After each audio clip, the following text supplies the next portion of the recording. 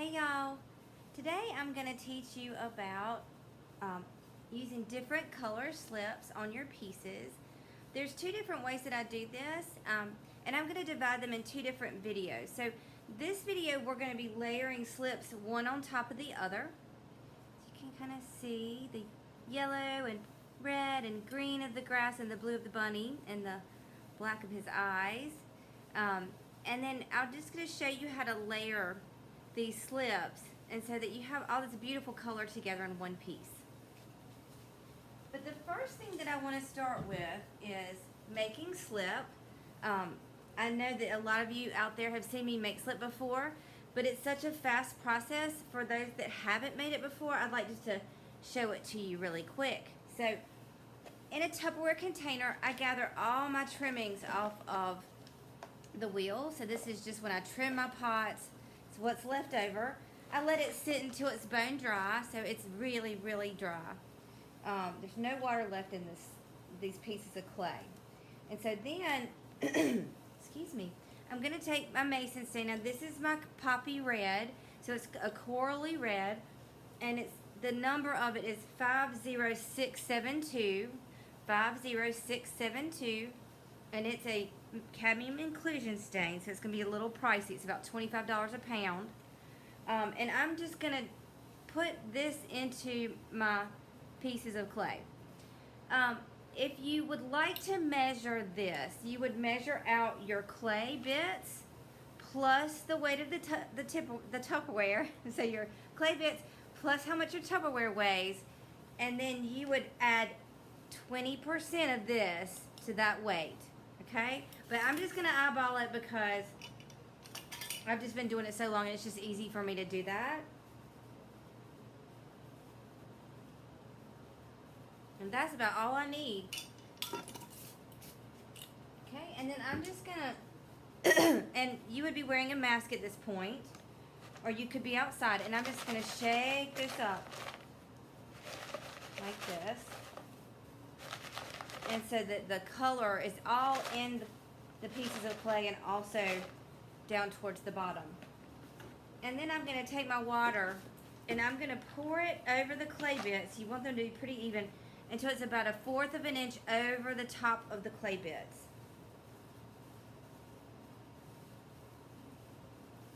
Just like that. You should see the mason stain kind of swimming around in there. Okay, we're going to set that aside for 24 hours and let all of that water soak into those dry clay bits. And then you can stir it up. You can use an emulsifier if you like. You can just stir it up with a brush. You can use a whisk, whatever works for you. But I highly recommend that you wait 24 hours. So we're just going to set that aside. And let's get started. So, excuse me, with this bowl, I'm going to put this up pretty close to the camera. If you'll look at like these little sections and that, you can see where underneath that blue is a little bit of that poppy red. And it just gives it a little extra dimension. So when I start with a turquoise bowl like this, I usually start with a couple layers of red slip. Okay, so I put 2 layers of slip on this guy right here, and then when I'm getting ready to start with the turquoise, I'm going to add probably 2 or 3 layers to the pot. And I just kind of want to show you what my slip looks like. See, it's nice and creamy. It's like yogurt, a loose yogurt, and so that's kind of what you're looking for. You don't want it to be too thick, but not too thin either. So I'm just going to take this and I'm just going to lay the slip on the top. I'm not brushing back and forth. I'm just laying the slip right on top of this piece. And a lot of people ask me if I go in one direction and then the opposite direction. And the answer is sometimes. Because when you look at this, you can instinctively, you see all that red that's showing through? You can see all that. Instinctively, you can kind of guess how you're going to want to put the second layer of slip on. But it's not always the same. But I would recommend that you go both directions. I think that's good coverage, and you could be rest assured that you would cover up all the red and not have any showing through. And so I'm going to add another layer, and I'm going to go across this way, because that just instinctively makes sense to me at the moment.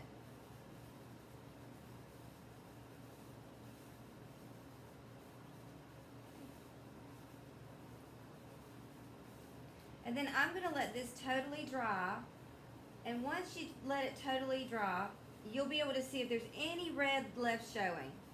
And then you can give it a third coat if you think you need it. This one looks pretty good to me. I don't think I'll need a third coat, but I won't know until I let it totally dry. So we're just going to put this aside. And I went ahead and prepared one with 2 coats, and it's totally dry now. And so we're going to get ready to carve. Now the first thing that we have to do is get through carving this piece before we can add the color, the other colors. And so what I'm going to do is I'm going to carve this piece, but I'm going to have Will make it really super fast going through the carving so that y'all don't have to sit too long and watch me carve. And then I will talk through putting on the different color of slips. I'm using my Kemper Mini Ribbon tools. So these you can buy on eBay. You can buy them on Amazon.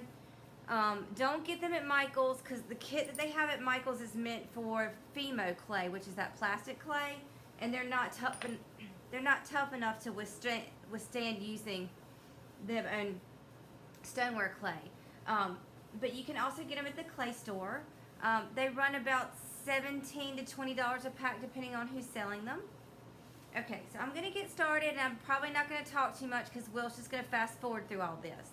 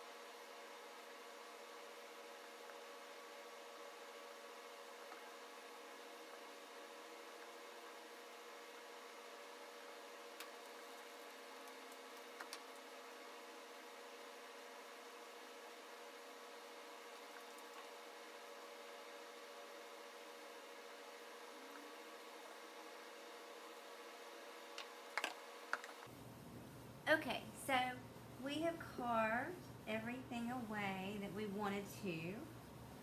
And now we're going to start introducing different colors to this little bunny. So if you see here, I've got the green for the grass and the red for the middle of the flowers and also the ears and the nose. We have the yellow for the petals, and then I have black just right over there for his eyeballs, and the little center of the word joy right there. Now, usually I would go through and outline this whole thing over again just to clean it up. But since we're adding color to this, you're going to go in between the lines. And so you're just going to want to leave that until the very end. And then you'll go back and you can re-outline everything so that the lines are very clear. Okay, so I'm going to start with the petals. And I'm using just brushes that I get from Michael's. They're nylon brushes. They have a relatively long bristles, so they hold a lot of slip. And I like to, I want you to look at, I'm going to put this down for a second. I want you to look at the slip. See, I'm making lines through this. See how thick it is? This is the type of thickness that you want to cover up another color, such as this blue, because the turquoise is quite a bit darker than this yellow. And so you want it to be completely opaque. So I'm using quite a bit of slip as I'm approaching these flower petals. So I'm just going to start laying this on. Notice I'm not brushing it back and forth. I'm putting it on much like you would put on frosting on a cake.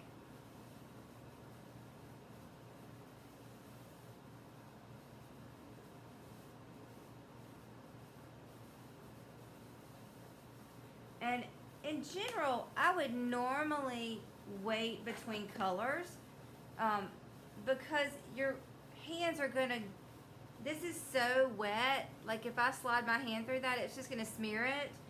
And so I usually would do one color at a time, but since we're doing a video, I'm just going to do all the colors at once. But I'm going to go from one side to the other and making sure that I'm not dragging my hand back through all of this really wet slip. Okay.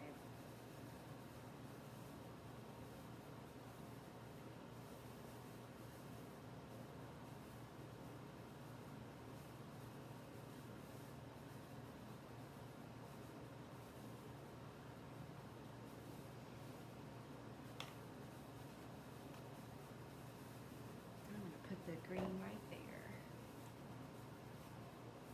Now this brush is a little bit thick for what I want, so I'm gonna use the yellow one because it's just a little bit thinner. So I always have a little cup of water sitting on my table just in case I need to clean off my brush quickly. So again, I'm just layering this on top.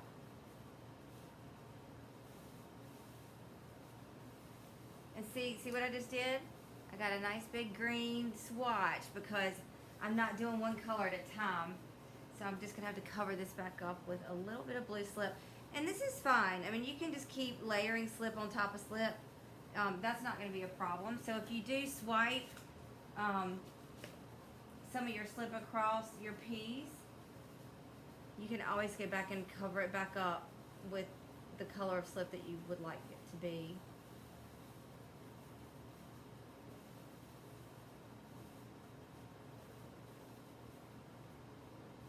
I just think adding different colors of slip is a lot of fun because most of the time you see just one or two colors. And if you can get the slip nice and opaque, it becomes more painterly. And the more color you have, I think the more fun the pieces become. I don't know if you can do this with underglazes because I'm not experienced with them. But I would imagine that you could. And so if you have underglazes and you want to try this with them, I think just make a small tile and just run it through the kiln with some clear glaze on top at the end and just see what it does. I'd be curious to see what you could make underglazes do. Now this is drying pretty fast. I left this piece in front of the fan this afternoon for a good while, so it was pretty dry. But it's good that it's drying pretty fast so I can see where I need to add more. So now that I've done all of this grass on the bottom, it's wet. So I'm going to turn this over so that I'm not running my hand back through that green. And I'm going to work on the top.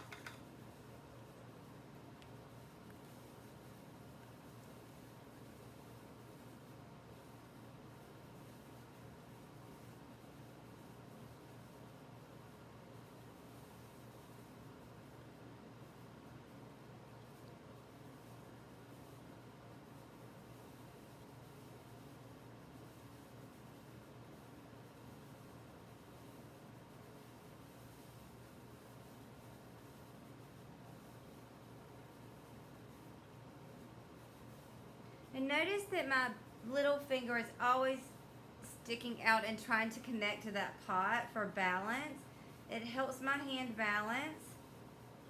It's easier when I have the pot, it's actually on the bat and on my banding wheel, but I want y'all to be able to see this up close.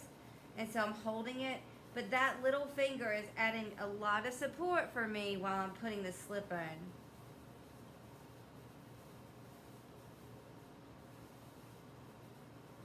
I believe the more you can the more you can have access to your pieces with both hands as support, most of the time the better. Because we're breathing all the time and it makes us move, which makes our hand move, and so we can just make accidents. Okay, now I'm going to put this back down here and let it dry, and I'll see you in a minute.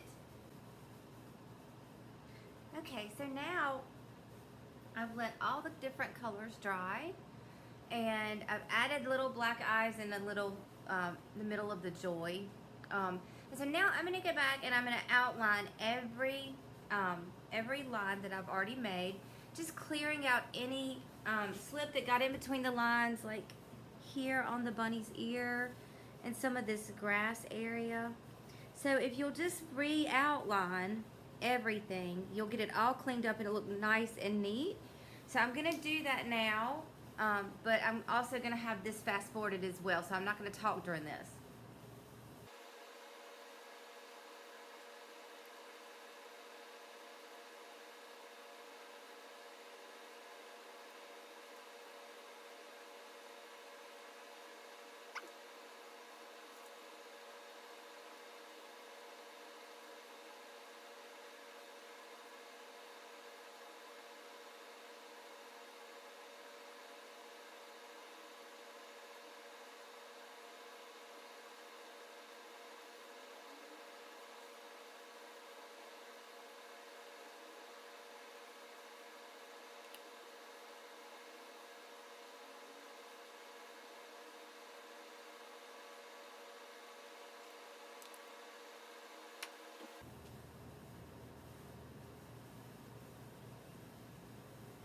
And there you have your little bunny plate with multiple colored slips.